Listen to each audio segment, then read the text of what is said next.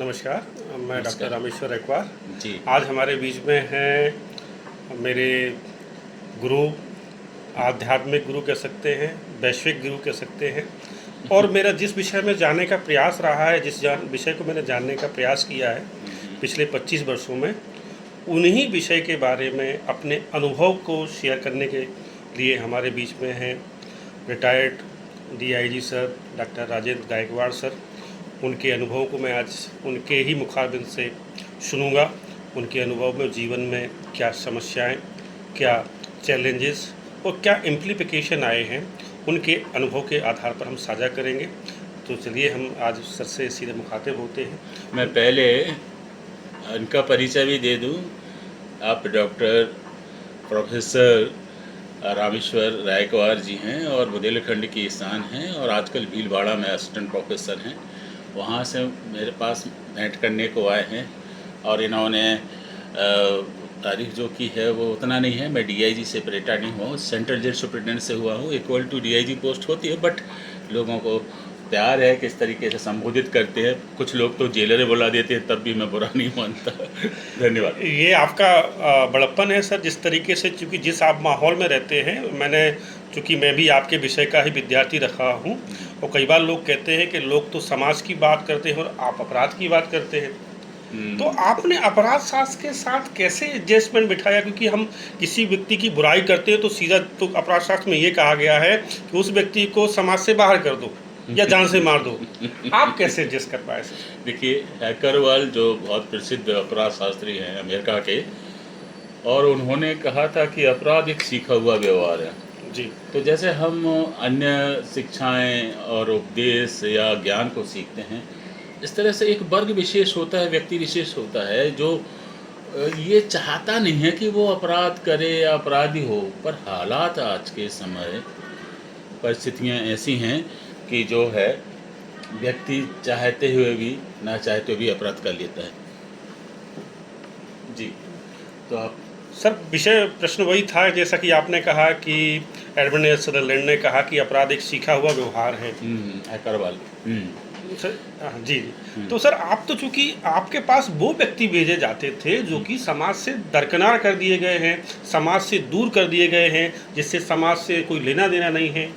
आप उनके बीच में अपने आप को कैसे रख पाए और या आपके अनुभव क्या है जेल में रहते हुए? नहीं, दो बातें हमेशा हर व्यक्ति को देखना पड़ती हैं कि उसका जो समाजीकरण बचपन से जैसा हुआ है, तो वही जीवन भर कहीं ना कहीं कंटिन्यू रहता है, वो उसको लेके चलता है। वो कहते हैं कि जैसा उसको संस्कार मिला है, वैसे शिक्षा मिली है, वैसा ही व्यक्ति आगे चलेगा। तो हुआ ऐसा कि जहाँ पर सागर में पढ़ने लिखने का बहुत अच्छा माहौल था, है और रहेगा भी। अब तो सेंट्रल यूनिवर्सिटी हो गई है और हम लोग वहाँ का प्रोडक्ट हैं। और डॉक्टर हरी सिंह और साहब को जो है नमन करते हैं, क्योंकि उनकी कृपा से हम लोग, इसलिए शब्द हो रहा है कि विश्वविद्यालय होता तो शायद हम लोग भी नहीं होते। जी जी। तो बात ये थी कि अपराध जो है वो हर काल में, हर समाज में जी। और हर व्यक्ति के द्वारा होता है। बिल्कुल। अब आप कहेंगे, कल मैं जी न्यूज़ पे अपनी ये बात कर रहा था कि जेलों में कस्टोडियल डेथ क्यों होती है। तो हमारे एक छत्तीसगढ़ के रिटायर्ड डीजी साहब अवस्थी साहब, उन्होंने भी बहुत अच्छी बात कही। और उसके साथ साथ मैंने जो अपना पक्ष रखा कि संसार का ऐसा कोई व्यक्ति नहीं है जिस व्यक्ति से अपराध नहीं हुआ हो। जी जी। तो हाँ। नियम का टूटना ही अपराध है। जी चाहे सदरलैंड हो, चाहे अग्रवाल हो, चाहे अन्य अपराध शास्त्री, उन सब की एक ही स्टडी है, जी। साहचर्य का सिद्धांत हो। तो उन सब बातों को लेकर हमारे मन में ये बात आई कि सब लोग शिक्षक बनने के लिए या कुछ और जॉब के लिए अपना अपना पाठ करते, पर मुझे उस समय की जो 70 के दशक की कुछ हिंदी फिल्में थी, चाहे जंजीर हो, जौन हो या हेरा फेरी, जो भी है, तो मुझे वो हीरो लगे, वर्दी वाले अच्छे लगे। तो मुझे ये लगा कि अपराध शास्त्र से अगर मैं ग्रेजुएशन करता हूँ, पीजी करता हूँ और कोशिश करूँगा कि मुझे वर्दी वाली कोई नौकरी मिले। तो 12 साल तक मैं भोपाल में था, बैंक में किया, लेकिन तैयारी भी कर रहा था। शादी हो गई, 2 बच्चे हो गए, लेकिन वो जो वर्दी वाला मतलब जुनून था, पैशन था, वो बना रहा। अंतोगत्वा में डायरेक्ट जेल अधीक्षक 94 में सेलेक्ट हुआ, और उसके बाद जो अध्ययन मैंने अपराध शास्त्र में किया था जी उसको मैं प्रैक्टिकल कैदियों के साथ देखा। तो मैंने कहा कि बेसिकली मैं जो है एक तरीके से संवेदनशील व्यक्ति था। बैंकर रहा, भोपाल में रहा, पढ़ने लिखने का बड़ा था, भारत भवन से जुड़ा, हिंदी भवन से जुड़ा, तो ये सारी चीज़ें चलती रहीं। अच्छा पहला तो जेलों में जो नए कैदी आते हैं या अभियुक्त जो होते हैं जिन पे कुछ धाराएं लगा देते हैं, तो वो आने के बाद थोड़े घबराए हुए रहते हैं कि हम जेल में जाएंगे तो मार पिटाई होगी या खाना नहीं मिलेगा या कुछ कुछ तरह ऐसा फिल्मों में बहुत दिखाया गया। हकीकत में ऐसा होता होगा मैं नहीं कह सकता, और कहीं होता भी हो ये भी समझ में आता है, पेपर में पढ़ लेता हूँ। लेकिन 90% ऐसे जेल हैं जो सुधार गृह के तौर पे मैंने आगे बढ़ रहे जी। हैं। और जब से राष्ट्रीय मानवाधिकार, राज्य मानवाधिकार और जेल के जो विजिटर्स हैं या जो जजेस हैं जो विजिट करते रहते हैं, इसके साथ आपने जैसे महिला बंदियों के ऊपर सुधार और पुनर्वास पे आपने पीएचडी की है, आपने पूरा बारीकी से देखा है कि जी। किस तरीके से जेल संचालित होते हैं। जी तो ये निर्भर करता है उस जेल के अधिकारी पर कि वो सोच कैसी है। तो आपने देखा कि जो साहित्यिक सोच का व्यक्ति होगा, सकारात्मक होगा, संवेदनशील होगा, वो बंदियों को व्यक्ति मानेगा, अपराधी नहीं मानेगा। और सर, वही बात चल कहा रही थी तो कि वही- संसार का ऐसा कोई व्यक्ति नहीं है जो अपराधी ना हो। जी ओके बताइए। सर, मेरा फिर दोबारा क्वेश्चन वही आ जाता है। एक अपराध शास्त्र से किया हुआ व्यक्ति जिसने पीजी अपराध शास्त्र में किया हुआ हो, वो जेल बन के आता है, और एक सीधा सिविल सर्विसेज थ्रू निकल के आता है, उसमें आपका क्या अंतर आपने देखा आपके अनुसार? एक जेल को इंस्टीट्यूशन के रूप में चलाने के लिए, रिफॉर्मेशन को चलाने के लिए, अच्छा प्रश्न है। साइकोलॉजिकल रूप से चलाने के ये लिए। जो बेसिक स्टडी करके जो लोग आते हैं, क्राइम, क्रिमिनोलॉजी, फॉरेंसिक साइंस या करेक्शनल सर्विसेज के बारे में जिनका प्रीवियस नॉलेज है ना, जी जी या एकेडमिक नॉलेज है, जी तो उस व्यक्ति का फंडा क्लियर होता है, अप्रोच उसका क्लियर होता है कि यार ये सच में अगर अपराध हुआ है तो वो परिस्थितियों को भी गौर करता है। जैसा आपके बारे में हम दोनों की आपस में बात इसलिए हो रही है कि आपने अपराध शास्त्र में भी एमए किया है और समाज शास्त्र में किया है, तो इनके जो प्रश्न होते हैं वो दोनों को ले के चलते हैं। अच्छा, ये दोनों विषय पढ़ाते भी है बहरा, तो इनका जो प्रश्न ये है कि जो डायरेक्ट जेल अधीक्षक बन के आता है किसी दूसरी फैकल्टी से या दूसरे सब्जेक्ट से, तो क्या उसका अंतर जो है? उसका जो सोच होता है, उसकी अपनी जो समझ होती है, उसको जेल विभाग या विभाग का जो प्रशिक्षण है वो मैनुअल के हिसाब से चलाने के लिए पहले प्रशिक्षित करता है कि भाई आपको जो भी पढ़ा है वो अपनी जगह है, साइंस से आए हो, कॉमर्स से आए हो, वो अपनी जगह है, वो डिग्री थी आपने ले आप ट्रेनिंग ली, अब आपको मैनुअल के हिसाब से चलना जी, जी, है। जी। तो मैनुअल का क्रियान्वयन कैसे हो, नीचे जो स्टाफ काम कर रहा है, रिफॉर्मेशन का, रिहेबिलिटेशन का या इंडस्ट्री का, एजुकेशन का, या इन्वायरमेंट जो जेल का बना हुआ है, तो आपको नेगेटिव बनाना है कि पॉजिटिव बनाना है। जी। तो आमतौर पे देखा जाता है कि जेल का जो एनवायरनमेंट है वो पॉजिटिव नहीं होता, तो पॉजिटिव बनाना ही बड़ी चुनौती है। सर, एक मैंने मूवी देखी थी जिसका नाम था शोले। उसका जेलर था असलानी।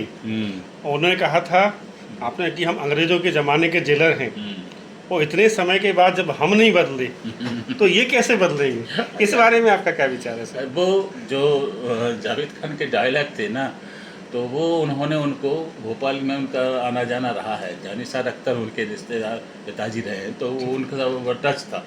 तो भोपाल की जो कल्चर है उस कल्चर को, उस भाषा को उन्होंने कहा किस तरीके से असरानी को चुना। असरानी जी की एक वीडियो मैंने देखा तो उन्होंने बताया जी कि उनको जो है हिटलर जैसे पहले क्यों बनाया जेलर को।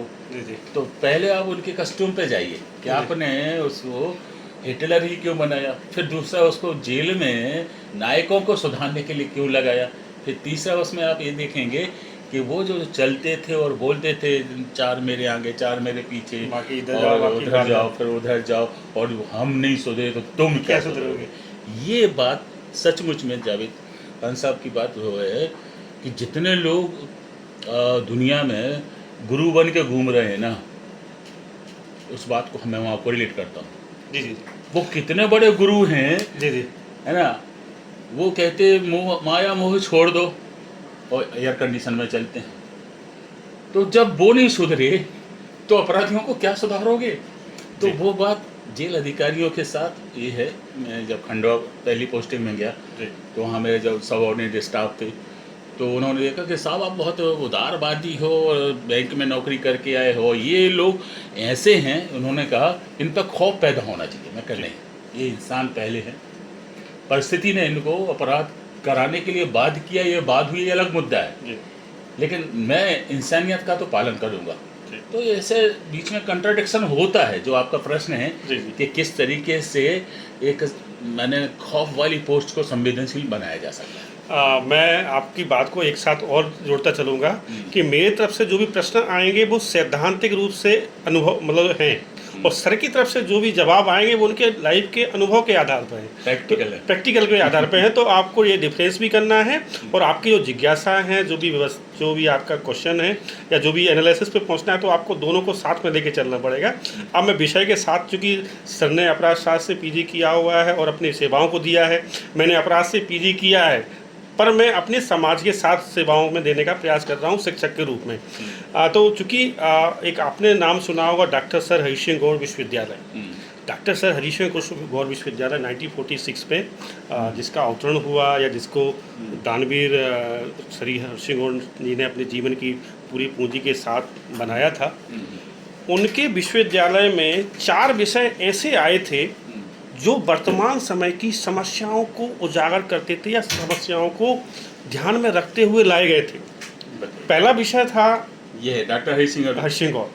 पहला विषय था अपराध शास्त्र, जिससे आपने सुना होगा जो भी जेल प्रशिक्षक अधिकारी होते हैं या पुलिस ऑफिसर्स होते हैं, उनको बताया जाता है कि 1954 में एक वाल्टर सी रेकलेस की प्रिजन कमेटी बनाई गई थी, और जेल सुधार के रूप में प्रशिक्षकों को कैसे तैयार किया जाए, दुनिया भर के जेलों का अध्ययन किया गया, और उनकी रिकमेंडेशन के बिहाव पर एक विश्वविद्यालय में विषय के रूप में इसको स्थापित किया गया। तो उसी की ये प्रोडक्ट हैं। तो मेरा ऐसा मानना है कि सैद्धांतिक और प्रैक्टिकल में आपस में कोऑर्डिनेशन होना चाहिए। उसी कोऑर्डिनेशन को हम आज, मैं चूँकि सर के पास आया हूँ, क्योंकि मैं तो सैद्धांतिक रूप से मानता हूँ कि मैं तो किताबें पढ़ सकता हूँ, पर वास्तविकता में क्या होती है ये बताएंगे जब आप, कि सर का क्या अनुभव रहा, क्योंकि ये 60 साल का अनुभव इनके पास है। इन्होंने उन चीज़ों को 66 हो गए डील किए हुए हैं। अभी चूँकि जिस तरीके से भारत सरकार ने भारतीय न्याय संहिता लागू की है, भारतीय साक्ष्य अधिनियम लागू किया है, वो एकमात्र ये था कि आपको सबसे पहले मानसिक स्थिति को चेंज करना पड़ेगा। अपराधी तब तक है जब तक उसने अपराध किया और जेल जो भी न्यायाधीश के सामने गया वो प्रूव हो गया, उसके बाद वो अपराधी नहीं है, उसको भी जीवन में सुधरने का मौका दिया जाना चाहिए। इस मानसिकता को हमें चेंज करना पड़ेगा। इसी प्रतिकृति को सर ने अपने जीवन में एक जगदलपुर जेल का मॉडल के रूप में सामने रखा है। 7 साल रहा हूँ मैं, 7 साल उसमें सुपरिटेंडेंट के रूप में काम किया, और उस समय 400 नक्सलवादी थे। और मैं ये भी आपको बता दूं बीच में, चूँकि मुझे जो सोर्सेस मेरे हैं, ज़्यादा मैंने इनके बारे में स्टडी नहीं किया है, ये भी पता है कि कुछ ऐसे कैदी भी रहे हैं जो सर के यहाँ पर आज भी एडवाइस लेने के लिए सजा काटने के बाद, अब वो कैदी नहीं है, एक प्रशिक्षक को तो पद्मश्री मिला, पद्मश्री तक मिला है। तो सर ने ये काम किया है, तो इनकी बातों से मुखाबित मैं बीच बीच में क्वेश्चन पूछता रहूँगा। जी सर बताएं। तो दोनों ही बातें हैं आपके अध्ययन में और आपके जीवन में, कहीं ना कहीं आसपास ऐसा कुछ घटता रहता है जिसको हम बोलते यार ऐसा नहीं होना चाहिए था। जैसे हम स्थानीय तौर पे देखें, मोहल्ले में जो सुख सुविधाएं होना चाहिए, बिजली की, पानी की, हम यहाँ से बात शुरू करते हैं, तो वो नहीं होती, तो हम क्या सोचते हैं, अरे यार ये तो पता नहीं सरकार ऐसी है, ये नगर निगम ऐसा है। उसके पहले हमको ये सोचें कि अब यहाँ अपराध नहीं है, यहाँ सामाजिकता है, कि इन समस्याओं के लिए दोषी कौन है। क्या गंदी नाली को हम ही तो बढ़ावा दे रहे हैं ना, हम तो अपना आंगन का कूड़ा भांडा, वहाँ से सोच पैदा होती है और जेल तक जाती है। सर एक विषय में बीच में टोकूंगा, क्योंकि विषय आपने मेरे मस्तिष्क पे छोड़ दिया है छाप। अपराध शास्त्र को मैंने चुनने का एक कारण लिया था, सर की बात मैंने बीच में काटी, तो बात में वजन भी होना चाहिए। अपराध शास्त्र किसी मकान में, किसी परिसर में, उस नाली के समान है, माफी चाहूँगा नाली नहीं है अपराध शास्त्र, उस नाली के समान है जो पूरे घर को सफाई का आधार प्रदान करती है। बराबर। एक दिन के लिए अगर आप नाली को सफाई मत करिए, पूरा घर गंद कर जाएगा। करेक्ट। अपराध शास्त्र ने उस भूमिका को निभाया बहुत है बढ़िया। और अच्छा, ये बताया है। तो ये जो उदाहरण है वो हमारी समाज की जो स्थिति है, तो उस स्थिति को हम कैसे सुधारें नागरिक होने के नाते। पहली चीज़, अभी अपराधी की हम बात नहीं कर रहे हैं, सामान्य व्यक्ति की बात कर रहे हैं कि जब व्यक्ति समाज में रहता है, समाज के नियमों को मानता है, सरकार के कानून को मानता है और समय पर टैक्स भरता है, सारी चीज़ें होती हैं, तो वो सारी जो बातें हैं, जो सुविधाएं उसको मिलना चाहिए, समय पर अगर नहीं मिलती तो थोड़ा सा दिक्कत होता। अब यहाँ से होता है प्रारंभ आदमी का चिंतन या उसकी चिंता, अरे यार इतनी गर्मी पड़ रही है, लाइट नहीं आ रही, बच्चे कैसे पढ़ेंगे, बच्चों के परीक्षा हो रही है तो पेपर फेल हो जा रहे हैं, पेपर फेल हो जाने के बाद पता चला कि बच्चों को नौकरी का, ये सारी जो चीज़ें हैं सिर्फ अध्ययन तक सीमित नहीं है। इन सब चीज़ों का जो प्रारंभ होता है वो आपकी अध्ययन के बाद, जैसे हम सेवानिवृत्त हो गए हैं, तो सेवानिवृत्त होने का मतलब विभाग से, सरकारी नौकरी से हुए। एक सामाजिकता में तो हम रहेंगे। कल अपने जो निवासी गए थे दमोह के आसपास, इनका कहीं घर है, उन्होंने कहा कि सर सारा तरफ तो कंस्ट्रक्शन तो अच्छा हो गया है, रोड भी थोड़े अच्छे बन गए हैं, लेकिन लोगों की जो सोच है जातिवाद को लेके, वर्गवाद को लेके, भाषावाद को लेके, लिंगवाद को लेके, वो नहीं बदली। और ये सारी चीज़ें अपराध की जड़ हैं। भारतीय परिवेश में देखा जाए तो बस्तर से लेकर सरगुजा तक मैं रहा हूँ, वहाँ पर अंबिकापुर सेंट्रल जेल से रिटायर्ड हुआ हूँ, 4 बार वहाँ रहा, 10 साल वहाँ रहा हूँ, रायपुर भी रहा हूँ, बिलासपुर भी रहा हूँ। तो ऐसी स्थितियों में मध्य प्रदेश और छत्तीसगढ़ एक जैसे हैं। पहली चीज़ तो है कि शिक्षा का अगर विस्तार हुआ है तो रोजगार का भी विस्तार होना चाहिए, दूसरी, ताकि अपराध ना हो। मैं अपराध से जुड़ी बात कर रहा हूँ। मैं अब जेल अधीक्षक क्यों बना, कैसे बना, आप मेरी किताब परिवर्तक पढ़ लेंगे तो समझ में आ जाएगा। लेकिन परिस्थितियों को हमको पहले देखना पड़ेगा। जो समाजशास्त्र का स्ट्रक्चर है, अधोसंरचना है समाज की, वहाँ कहाँ गलतियाँ हैं, मैं वहाँ से पहले बात चालू करता हूँ कि उन गलतियों को हम नागरिक होने के नाते कितना सुधारते। उदाहरण मैं नालियों से चालू किया था, इन्होंने उसमें बता दिया कि किस तरह किस अपराध साथ कम। अब आप रोड पे जाइए, ट्रैफिक नियम कहीं नहीं है, वहाँ अपराध हो रहा है। दूसरा पता चल रहा है कि आप स्कूल जा रहे हैं वहाँ टीचर्स नहीं हैं, अस्पताल जा रहे हैं वहाँ पर पर्याप्त स्टाफ नहीं। कल ही चर्चा का ये विषय था कि जेलों में पर्याप्त सेटअप नहीं है, लोग रिटायर्ड हो जा रहे हैं पर उनकी जगह भर्ती नहीं। इन सब चीज़ों का जो प्रेशर है वो कहीं ना कहीं अपराध की दर को बढ़ाने में प्रभावित करता है।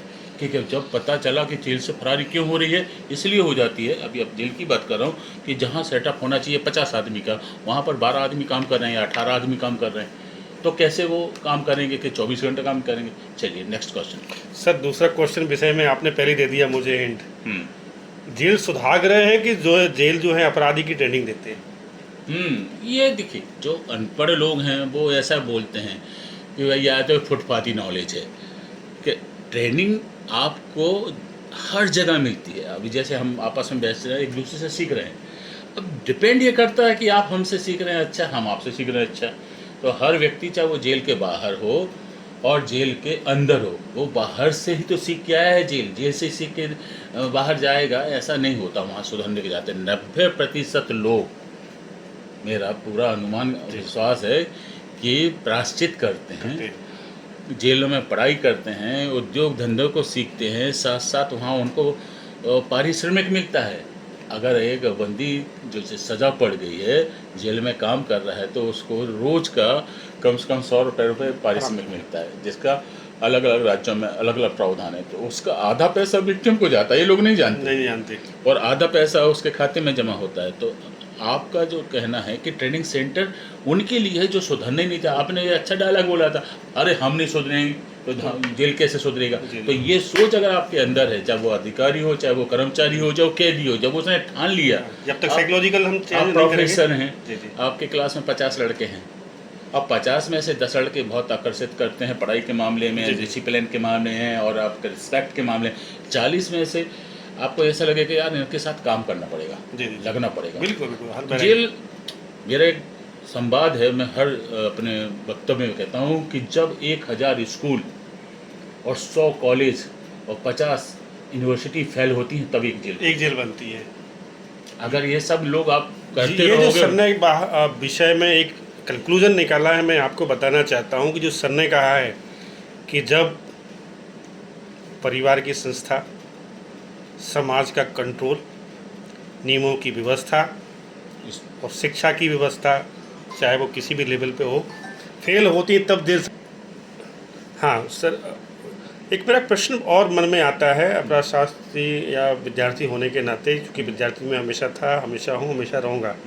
सर आप क्या मानते हैं भारत में जो कैदी हैं या भारत में जो अपराधी हैं, भारत में जो पीड़ित हैं, ऐसा भी कह सकते हैं, पर किस समुदाय या किस समाज या किस जाति से ज़्यादा अपराधी व्यक्ति आते हैं? आपका इसमें कुछ है? देखिए ब्रिटिशर्स के ज़माने में कुछ ट्राइबल जो क्रिमिनल टाइप्स की ने स्टडी की गई थी कि ये फला फला हैं तो ये ऐसा करते हैं वैसा करते हैं, फिल्मों में भी दिखाया गया है।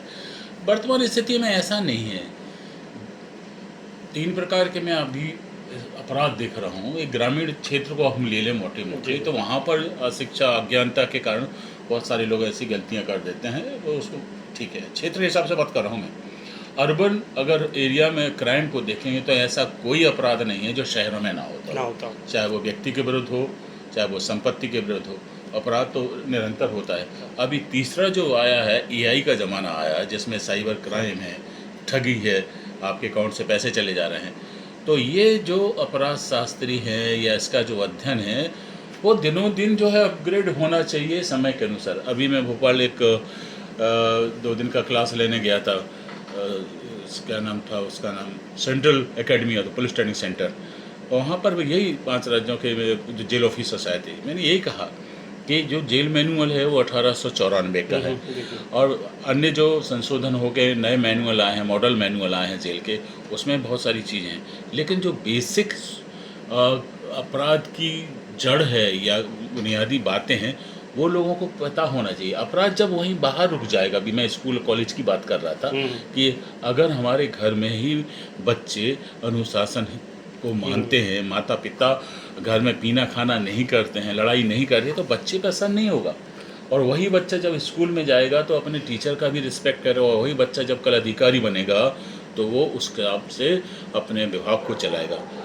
और यही चीज़ पॉलिटिक्स में आप देख लो कि वहाँ पर भी भारत का जो संविधान जिस तरीके से लिखा गया है और सभी वर्गों को ध्यान में रख के लिखा गया है, उसके अनुच्छेदों को अगर हम देखें तो आप प्रमेय को ही पढ़ लें कि हम भारत के लोग भारत की संप्रभुता और एकता को बनाए रखने के लिए जितना विकास कर सकते करें, उसमें चाहे आर्थिक हो, चाहे सामाजिक हो, चाहे न्यायिक हो, सारी व्यवस्थाओं को हमको एक रूपता के साथ, एकता और समानता के साथ मानना चाहिए, तब जाके अपराध रुकेगा।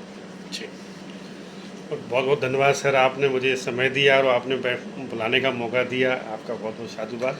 Thank you. साधुवाद आपका डॉक्टर रामेश्वर जी। भविष्य में हम आएंगे, और अब अगला एपिसोड हमारा होगा अपराध और साहित्य में क्या अंतर है।